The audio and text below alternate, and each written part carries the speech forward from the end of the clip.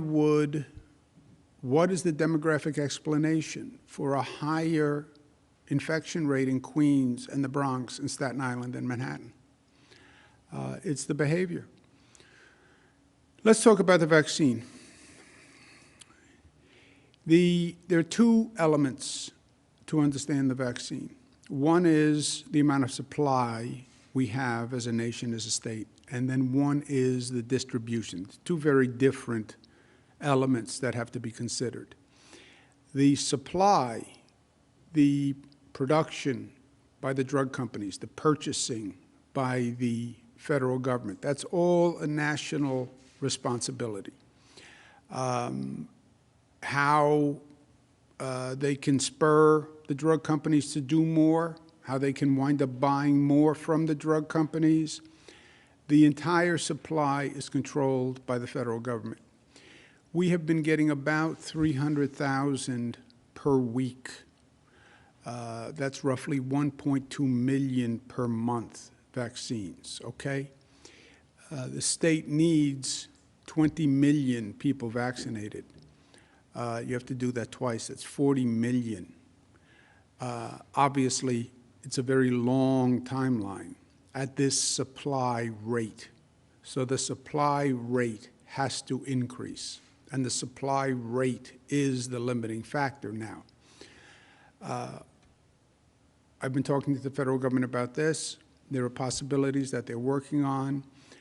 You can acquire more Pfizer and Moderna vaccine. You can approve the AstraZeneca vaccine. You can approve the Johnson & Johnson vaccine, which is a single-dose vaccine, which is a lot easier. There are other drug companies that are also working on vaccines. So we hope, pray, and expect the supply from the federal government will be increasing.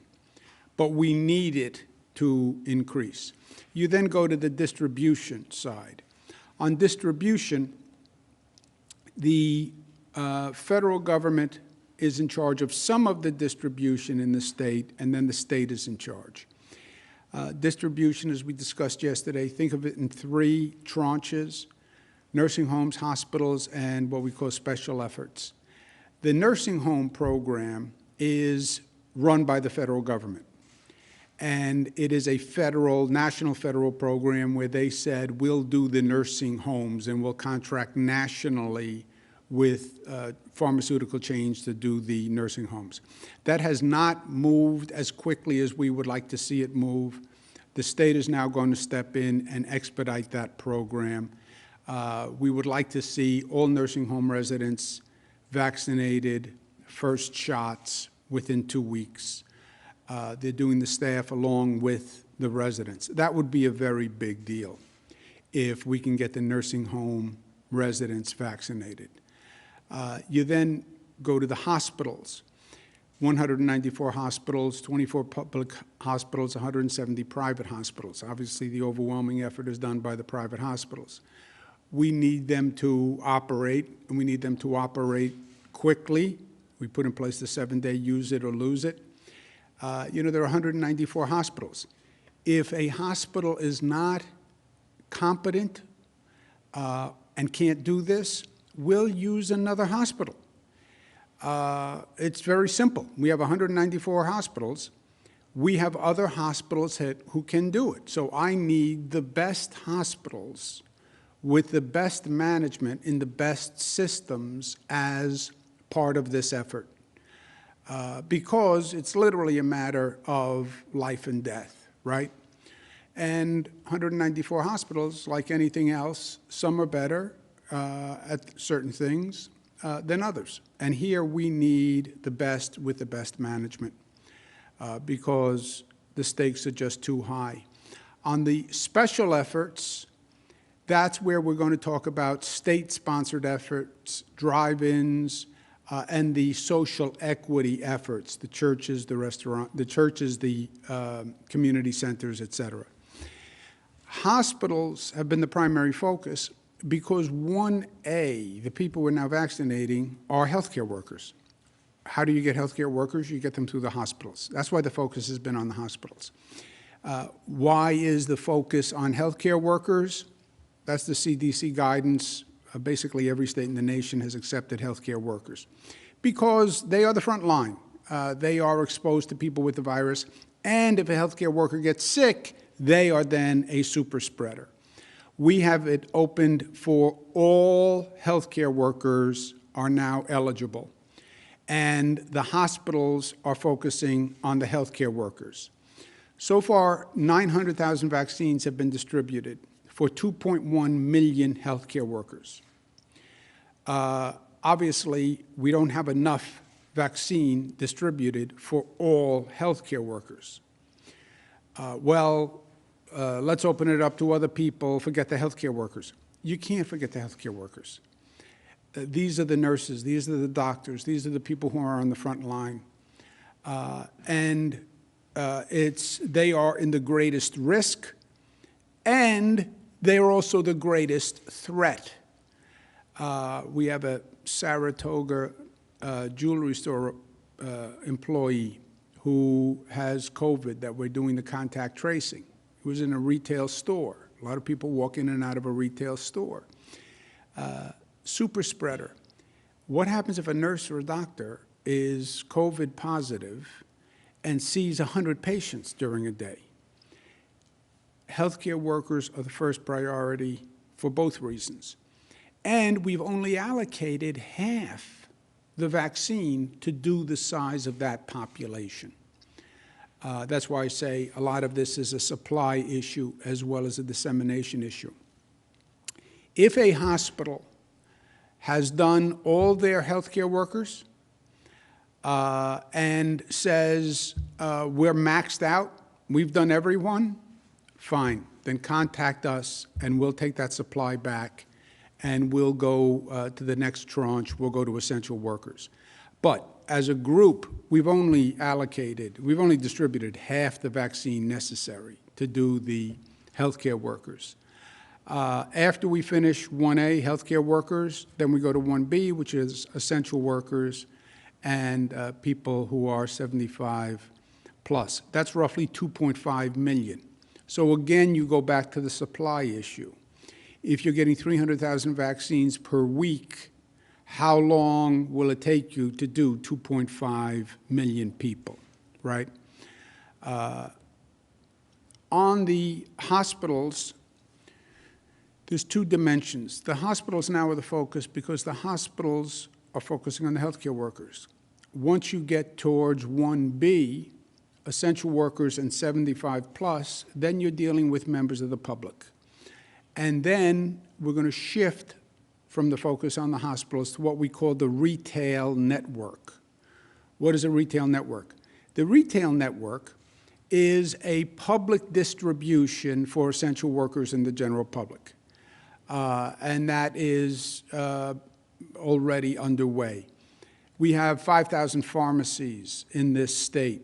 You can call a pharmacy and you can get it. We have federally qualified health centers, county health departments, urgent care clinics, your private doctor network.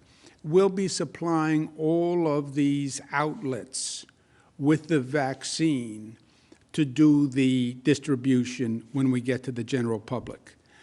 So the distribution system is going to outpace our supply system right now, which is the way it should be. We should have more distribution capacity than we actually have supply. Right now, we've enrolled 3,700 providers, sites statewide, and we're continuing to grow that. What are the providers who are going to be doing this? Medical practices, pharmacies, long-term care facilities, FQA, federally qualified health centers. Hospitals will still be doing it. Urgent care facilities will be doing it. Then community centers, rural centers, et cetera. We've signed up hundreds in every region across the state. We have 845 signed up distribution centers in New York City that are ready to go, 700 on Long Island, 150 in the North Country. So we have a retail network. Retail network is not the best expression because also people don't have to pay for this vaccine. There will be no copay. There will be no charge. So retail can be a little misleading, but I couldn't come up with a better word. Of the 3,700, 636 already have vaccine. They are distributing vaccine to the healthcare workers along with the hospitals. So healthcare workers can either go to the hospitals that we've been discussing, or they can go to 600 sites that are across the state. Of those sites that actually now have vaccine for healthcare workers, 244 federally qualified health centers, then the hospitals, urgent care centers, local health departments. This is where the sites are that can now serve healthcare workers. New York City, 200, Long Island, 105. So there's a network out there besides these hospitals where people can go, if they're eligible, if they're healthcare workers, right now. In addition to the hospitals and the retail, there'll be what we call special efforts. First, I'm asking police departments, fire departments, transit workers who are going to be essential workers, if they can operationalize their own vaccination system. In other words, New York City Police Department, NYPD, they can organize their own distribution system and vaccination system. The FDNY, New York City Fire Department, can operationalize and organize their own system. They have their own employees who can do the vaccines. To the extent we can have the essential workers use their own employees or their own health system provider to do their own vaccines, that removes a burden from the retail system, if you will. It removes them from the hospital system, right? So New York City Police Department, they could go to the New York City public hospitals for a vaccine, which would then overload the New York City hospitals, or they could do their own vaccines. FDNY could do their own vaccines. The teachers union, the transit workers union, all these frontline essential workers, please now think about organizing your own system so it alleviates the burden on the retail system, which is going to have to be dealing with the general public. If a police department doesn't have the capacity to do it, fine. Fire department doesn't have the capacity to do it, fine. If a teachers union doesn't have a local health provider, then fine. But for those larger workforces and those larger unions that can do this, I want you to start thinking about it now, and I would appreciate it, because it will take that much burden off the distribution system. And the larger police departments, Buffalo PD, Albany PD, Rochester PD, Syracuse PD, I think many of the larger police departments in the state, we have over 500, but many of the larger ones can handle the vaccine themselves. Same with the fire departments. EMS, EMT people can do these vaccines. So I'd like them to start thinking about that now, because I'd like to reduce the burden on the hospitals and the private system whenever possible. On the special efforts, on top of this retail system, you're then going to have large state sites that are set up. Javits Center, we're going to use SUNY CUNY, where you'll have drive-through vaccine operations. Again, we need the supply to do that, but we are already setting those up. We did it with the COVID testing. We'll do it again here. And then I've made a point to say this state is going to make a statement as to social equity, and we're going to make sure that the social injustice and the healthcare disparities that we've seen are not replicated. I'm going to be getting my vaccine when it's available for my age group in Black and Latino and poor communities, and we're going to be setting up pop-up vaccination sites in churches and community centers and pharmacies, and that's a priority for me. The distribution system I'm outlining can deliver millions of doses. Again, we're getting 300,000 per week, and we have to wait for that to increase.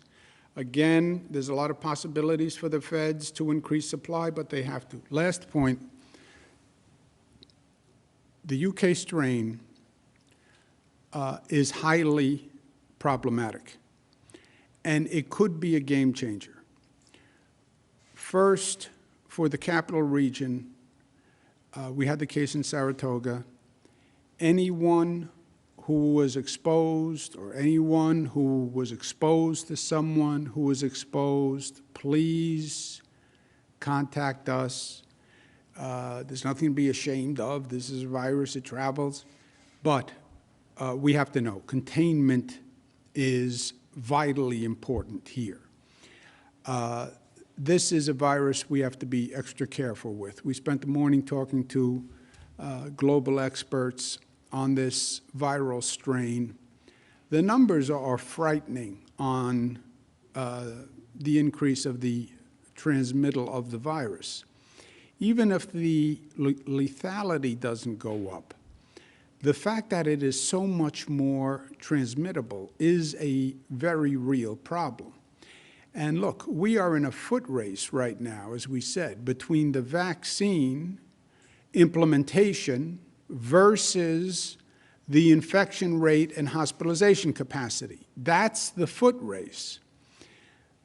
This UK strain changes the whole foot race, because the UK strain, the rate of transmission goes way up. The rate of infection goes way up.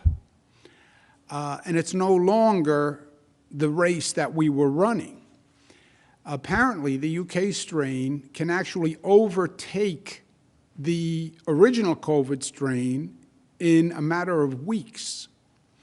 That's how quickly it can transmit. This is something that we have to watch and we have to pay careful attention to.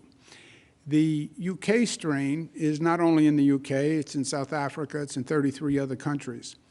But it dramatically increases our challenge, and we have to be aware of it. You know, this virus has been ahead of us every step of the way. And this country has been playing catch-up every step of the way. And it's time we stop, and it's time we become more competent. You know, government was competent. Government is supposed to be competent. Government leaders are supposed to be competent. They're not supposed to be about excuses and apathy and bureaucracy. Why do we not have mandatory testing of everyone flying into this country? I mean, why not? Not a travel ban, just mandatory testing.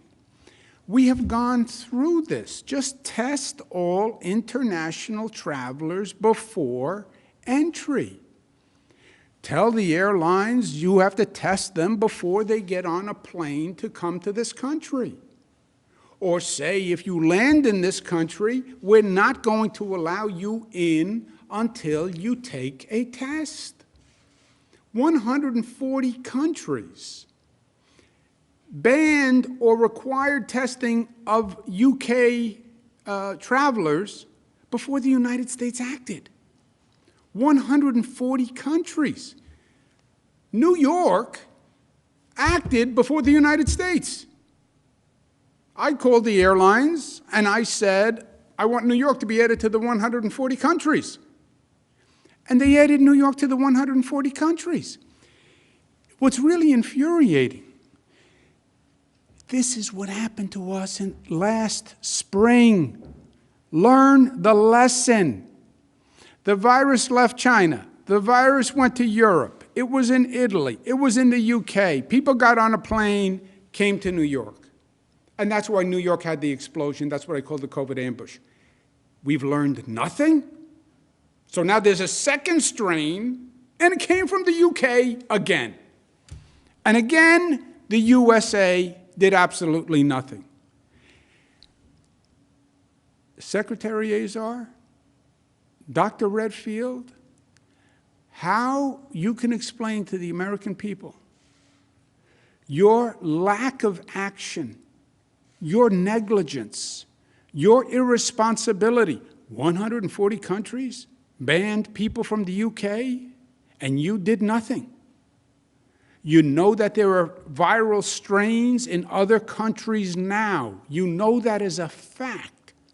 Why wouldn't you mandate testing? How many times do you have to learn the same lesson over and over? What happened to competent leadership in government? The USA must act. If the United States won't act, then New York State will act. But I can't allow people to fly into this state who we know are coming from countries that have other viral strains. New York loves being the gateway. We welcome people from all across the globe. We are on the Eastern Seaboard. That's always been our role. That's how we all wound up here. We celebrate it. But to allow the virus to be landing at our airports and to make New York a petri dish and the federal government does nothing, I can't allow that to happen. I wouldn't be doing my job as governor of the state of New York. Let's take some questions. Thank you, Governor. If you would like to ask a question, please use the raise hand function at the bottom of your window. We'll take a brief moment to compile the Q&A roster.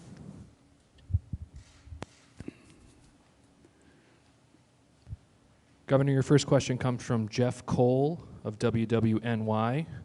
Jeff, your line is now open. Please unmute your microphone. Governor, good morning. You can hear me okay?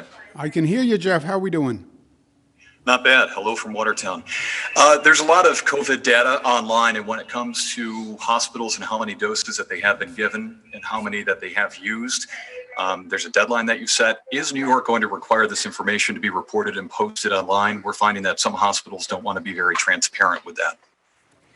Yeah, this is a little bit of a work in progress. We posted online, when I don't know if we did it. I guess we considered it online. We released yesterday the 10 fastest and the 10 slowest. And it's Department of Health data that they confirmed. By the way, it embarrassed some hospitals that were slow performers. It wound up showing some hospitals that were performing very well, and the ones who were performing very well were happy, and the ones who were shown to be slow were upset. But life is about accountability. Some of the hospital management said in defense things that were not true. The data that was reported was not for allocations they had just received. It was from allocations they had received over the first 2 weeks and not the most recent allocation. So they were slow in distributing older allocations. Also, you have some hospitals who have only done half their workforce. Now, we've only had enough allocation for half of the workforce, the healthcare workforce. But some have only done half the workforce. We have to do better than vaccinating half of our healthcare workers. If a hospital says only half of their employees will take the vaccine, we have a problem. Critical mass on this vaccine is 70 to 90%. Healthcare workers who are the most informed, I don't think it's possible or credible that only half of them will take the vaccine. I have also been deluged with phone calls of healthcare workers saying, I can't get a vaccine, and I'm going out there every day and I haven't gotten a vaccine. So it's a combination of slow hospitals, and we've only had half the allocation for the healthcare workers from the federal government. Now, when I talk about slow hospitals, I have greatest respect for nurses and doctors. I'm sure they're all doing everything they can, and they've done a fantastic job. It's the leadership that I'm talking about. You know, the nation at war and the Army keeps losing. President calls and fires the general. It's not a comment on the soldiers. Soldiers are killing themselves. The general gets fired. End of the losing football season, it's the coach that gets fired. It's about the leadership. So it's nothing about the nurses and the doctors. It's about the leadership. It's about the management. It always is. And that's taking responsibility and accountability. We'll continue to release the high and the low performers, but I don't know that the data is ready to a place where we could distribute it widely. Is that fair enough? Yeah, and as the governor said, we have 636 providers who have enrolled. This number is growing, who are currently getting the vaccine. This number is going to grow. It's important that they are aware of what data they need to submit. They're submitting it timely in an accurate manner until we can work through that with them. And as the governor said, our plan is to have a public dashboard as soon as we can, but we want to make sure the information we're putting out there, everyone can rely on. Yeah. And just to be clear, the figures that we used yesterday were for the first 3 weeks of allocation. We're in the 4th week. We did not include this week's allocation. This is from the preceding week 1, week 2, week 3. So if they want to complain about accountability, know your facts. And facts are facts. I think hospitals shouldn't complain about the transparency, because if you're doing your job, then what are you worried about? And if you're not doing your job with a vaccine that could be the matter of life and death, then people have a right to know. Next question, operator. Thank you, Governor. You now have Keisha Clucky from Bloomberg. Keisha, your line is now open. Please unmute your microphone. Hi, Governor. Thanks for taking my question. If you don't mind, just twofold in there. Why are the hospitals so slow? Is it possible that they maybe were over-allocated vaccines? And then also, what's the legal ramification or legal side to fining the hospitals, particularly public hospitals as well? If you find the public hospital systems, wouldn't that just hurt the state in terms of funding? Thank you. Yeah.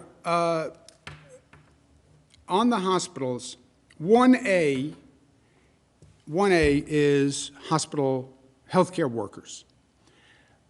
Using the hospitals to distribute to healthcare workers makes eminent sense. As I mentioned, we also have 600 other places in the state, retail outlets, 600 other retail outlets where healthcare workers can go now to receive the vaccine. But it was primarily through the hospitals, because that's where the healthcare workers are. Many of them have done a great job. Some of them are slow. Some have been at 99%. Some of them are at 15%, whatever it was on the bottom. So there's a very wide spectrum.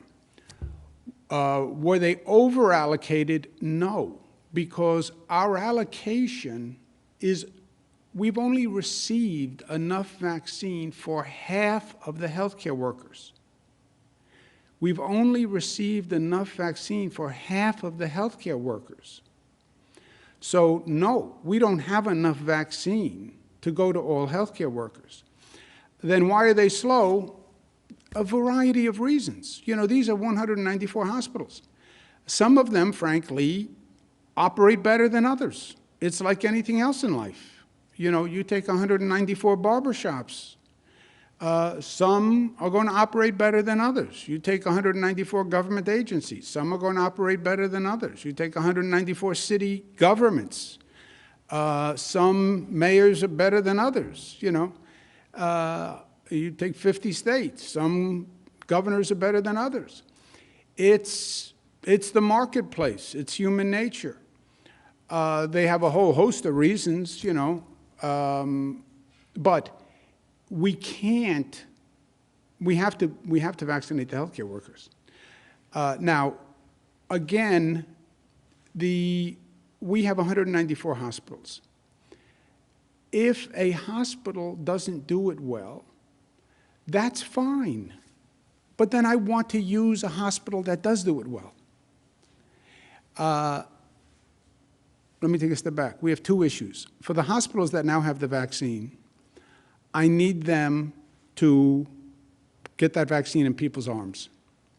And if they don't do that, they can get fined, or we can retrieve the allocation. Retrieving the allocation is a problem because this is refrigerated, it's not easy to transport. So for those hospitals that have it already, use it or lose it, you won't get any more, and you can be fined. Going forward, we just won't use those hospitals again.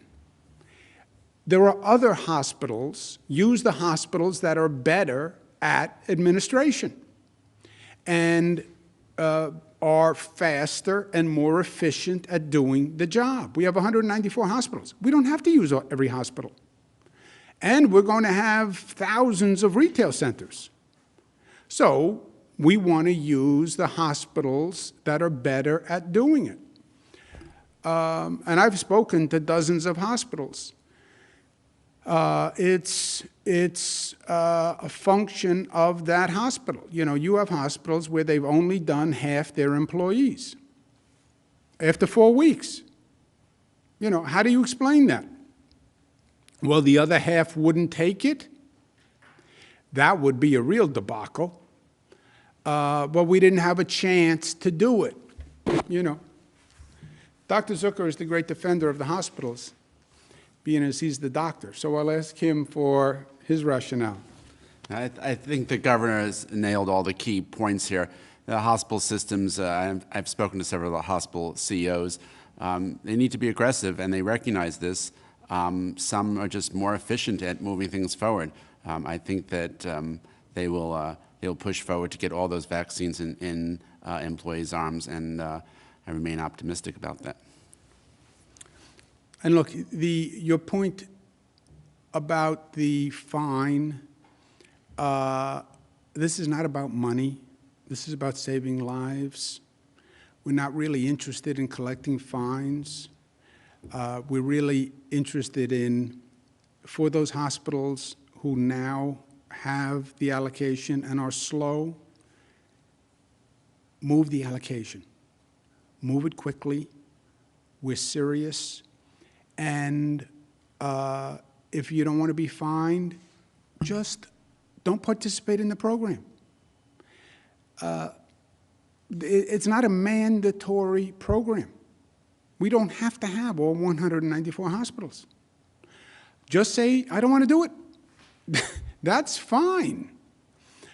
We have plenty of hospitals, and I'd rather use the better performing hospitals. The situation we're in is we've already allocated to all the hospitals. And again, as I said before, it's hard to get it back.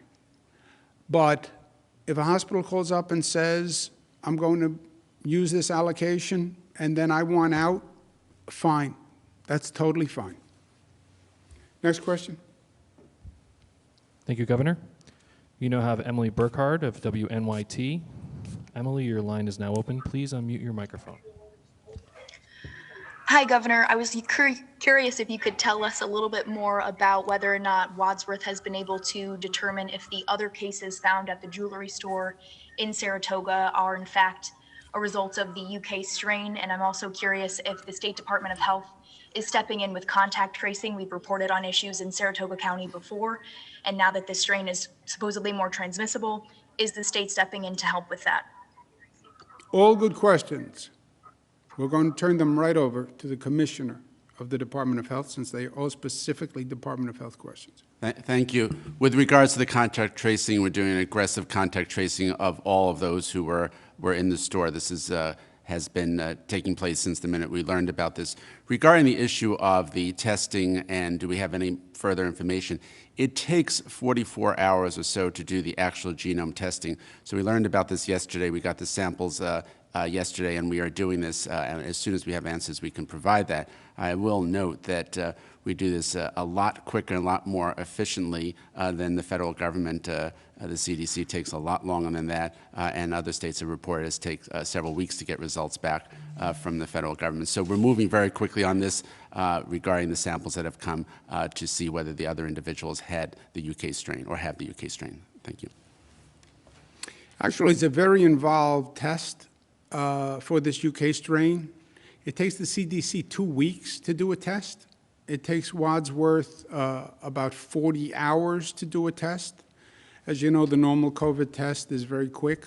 So it is a complicated situation. And again, just to make sure I was clear on the hospitals, we had distributed it to all hospitals in the state. Going forward, we'll just distribute it to the hospitals that do a better job, because we'll have other options also. But in the meantime, for those hospitals that already have the allocation, get it out, get it out, get it out. Question, operators, take a new question, Thank you, please. sir. Next question comes from Peter Haskell of WCBS Radio. Peter, your line is now open. Please unmute your microphone. Hey, Governor. I've got questions about these retail sites. So a few of them quickly. Do you have the staff to cover all these sites? When do you expect they'll open? And then how do people sign up? People hear they're going to have this opportunity. Where do they go? How do they do it? Do they need to prove they're eligible, an essential worker or otherwise? And should we expect to see lines like we've seen in other places? Okay. Good to hear your voice, Peter. We're not there yet, first of all. We're getting 300,000 vaccines right now a week. We've distributed 900,000 vaccines for a 2 million population of healthcare workers. Obviously, to get through healthcare workers, if you're doing 300,000 per week, you need another 4 weeks of allocation before you can get out of healthcare workers, roughly, before you finish 1A and you move to 1B. 1B opens essential workers and general public over 75 years old. Could you move a little faster from healthcare workers? Look, if you have a hospital now that says, I did all my healthcare workers and I have an extra allocation, contact us and we'll move it. It would be a very bad sign if a hospital said, only half of my healthcare workers will take the vaccine. Obviously, that's a bad sign for the overall effectiveness of the herd immunity program, which is 70 to 90%. And also, I don't believe it. I don't believe a hospital that says only half my workers will take it. I can tell you I'm deluged with phone calls from healthcare workers who are saying, I want the vaccine, I can't get it. We expect about a 70% acceptance rate of the vaccine. Federal officials will say 70 to 90. I don't think you ever get near 90. I think if I was offering to give away cash to New Yorkers, I don't think we'd have a 90% acceptance rate. So, but a 30% refusal, 25% refusal is what we expect to see from the healthcare community, but not 50%. So the retail component is this. Every year you do the flu vaccine. Who administers the flu vaccine? The private market administers the flu vaccine. Roughly half the people in the state take the flu vaccine. And it's very little government involvement. There's a whole private market that can distribute vaccines. We now have today, Peter, in New York City, 200 retail outlets for you to get a vaccine. Just check that number. 207 in New York City. 207. I know you're specific, Peter. If I said 200 and it was 207. 207 retail outlets today in New York City where you can get a vaccine if you are eligible. Now, you'd have to go there and prove that you are a healthcare worker, EMS, EMT, doctor, nurse, et cetera. And you have to show proof of that at that facility. Next tranche, the essential workers, what I'm asking today is as many essential workers, police, fire, teachers, transit workers, as many of them as can use their own networks, that would be great. Their own networks, meaning either their employees can vaccinate that unit, police have EMS, EMT, fire department can vaccinate police, et cetera. Teachers have a healthcare network, transit workers have a healthcare network. As many of them that can handle it themselves, great. Otherwise, we have the retail system. The retail system will be hospitals, will be pharmacies, 5,000 pharmacies in the state, just the way you do a flu vaccine, will be federally qualified health centers, will be urgent care centers, will be local health departments. And when you get to the general population, it's easier, Peter, because the main criteria is going to be your age. So your license would do it, right? There are many pieces of ID that can actually document your age. But again, this is down the road. But that retail system has been used in the past. We've been using it now to do the COVID testing, right? So we'll implement that. And then we'll have supplemental efforts, as we did with COVID testing, state-sponsored drive-through sites, Javits Center will operationalize, and then special outreach to Black, Latino, and poor communities. So that's where we are. Let's take one more. Thank you, Governor. Your final question comes from Michael Gormley of Newsday. Michael, your line is now open. Please unmute your microphone.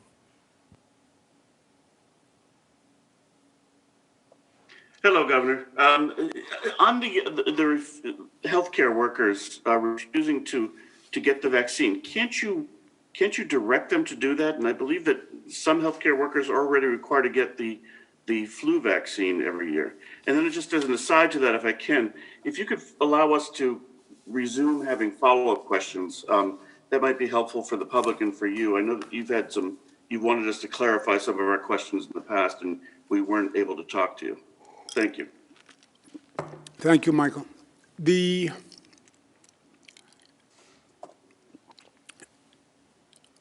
have not crossed the bridge to say, by law, you must take it. Yes, well, there is a legal question as to whether or not, with what's called an emergency authorization, you can this is an emergency authorization, federal approval. There is a complicated legal question as to whether or not you can mandate a person take a vaccine that is authorized as an emergency authorization. But besides the legal question, we haven't gotten there yet because I don't know that it is going to be an issue. You're right, we went through this with measles, but I don't know, and you're right, you have a legal argument, especially with healthcare employees, that you could say to a healthcare employee, you need to take the vaccine as a part of your job. We're not there yet. I don't believe the refusal rate is going to be that high. I think doctors get it, but Beth can speak to the legal question about the emergency authorization use. Yes, Governor, that's correct. So with an emergency use authorization, as these vaccines have, there are more complicated questions, especially for those in vulnerable population groups that have not been studied as part of these clinical trials. But we will continue to look at it and we will continue to monitor. Okay, anyone have anything else? Additions, deletions, omissions, commissions? Thank you very much. Have a nice day.